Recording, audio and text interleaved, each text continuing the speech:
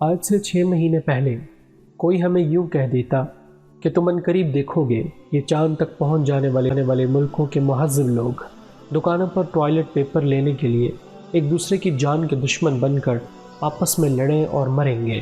اور یورپ کے ملکوں کی طرف چہروں کو ڈھانپنے والے نقاب جیسے ماسک اور ہاتھوں کو اچھی طرح صاف کرنے والی کیمیات سے لدے پھدے سمندری جہاز جا رہے ہوں گے، اور دنیا کی سیاحتوں کے رخ موڑ دینے والا طاقتور ترین امریکی صدر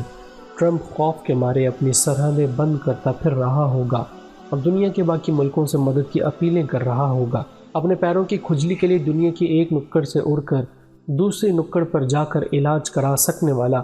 امیر کبیر شخص بھی اپنے موت جیسے سنجیدہ مرض کا علاج کرانے کے لیے کہیں آنے جانے سے معذور ہوگا۔ لاکھوں کروڑوں لوگ اپنے گھروں میں بند بیٹھے ہوں گے اور کہیں آ جا نہیں سکیں گے۔ حرم کا طواف روک دیا جائے گا، مسجد نبوی شریف کے دروازے بند کر دیے جائیں گے، لوگ مسجدوں میں جمعے کی نماز تک نہیں پڑھ سکیں گے، قبرستانوں میں جنازے ہوں گے مگر پڑھنے والے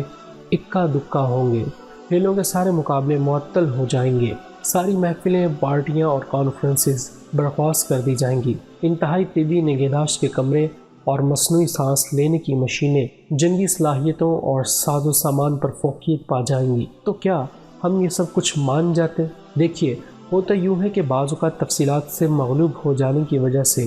ہم پوری تصویر نہیں دیکھ پاتے، اور خبروں کی دہشت اور گھبراہٹ ہمیں جو کچھ ہو رہا ہے کہ معنی نہیں سمجھنے دیتی۔ لیکن آج تو آئسولیشن کا زمانہ چل رہا ہے، اگر آج ان آیات کے معنی پر غور نہ کیا تو پھر شاید کبھی نہ ہو سکے۔ جیسے اللہ سے بچنے کے لیے کوئی جائے پناہ خود اللہ ہی کے دامن رحمت کے سوا نہیں ہے، یا جیسے اور تم لوگوں کو بہت ہی کم علم دیا گیا ہے،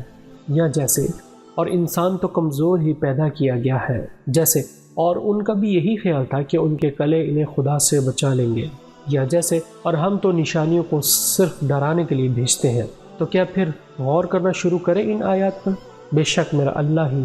ہر چیز پر قدرت رکھنے والا ہے۔